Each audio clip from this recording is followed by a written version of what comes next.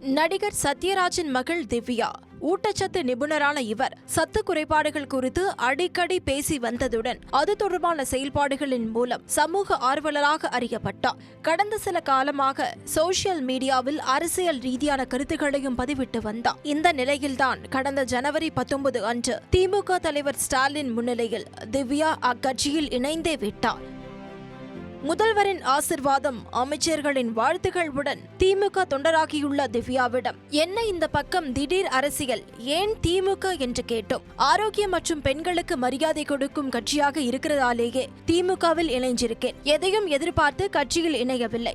மக்கள் நலனில் அக்கறையுடன் செயல்படுவதே எனது அரசியலாக இருக்கும். கட்சியில் எனக்கு எந்த பதவி தந்தாலும் அதற்கு உண்மையாக இருந்து உழைப்பேன் என்று தெளிவாக பதவிக்கு துண்டு போட்டுவிட்டு நகர்ந்தார்.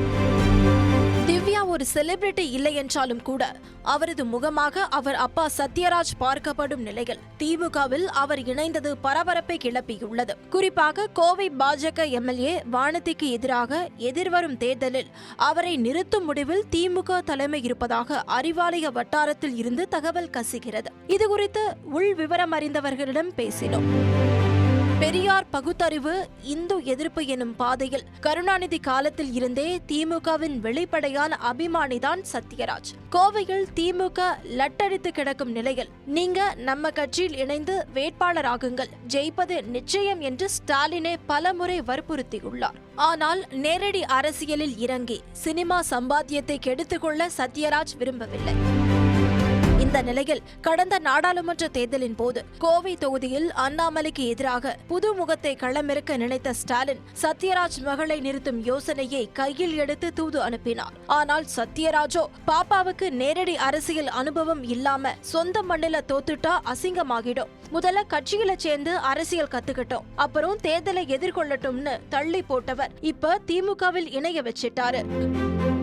கோவை சத்யராஜின் சொந்த ஊர். அதனால் திவ்யாவை இன்னும் சில மாதங்களில் அம்மாவட்ட அரசியலில் இறக்கி பாஜகவின் சிட்டிங் எம்எல்ஏ வானதிக்கு எதிரான அரசியலை பண்ண வைக்கவும், எதிர்வரும் தேர்தலில் அவருக்கு எதிராக நிறுத்தி ஜெயிக்க வைக்கவும் பிளான் பண்ணி இருக்கிறது திமுக தலைமை. மகளுக்காக சத்யராஜும் பிரச்சாரம் பண்ணுவாரு என்றார்கள். கோவை தெற்கு பாஜக எம்எல்ஏ வானதியிடம் இது பற்றி கேட்டபோது செம்ம தமாஷுங்க, நிறைய வேலை இருக்குது, கிளம்புறேன் என்று கூறியுள்ளார்.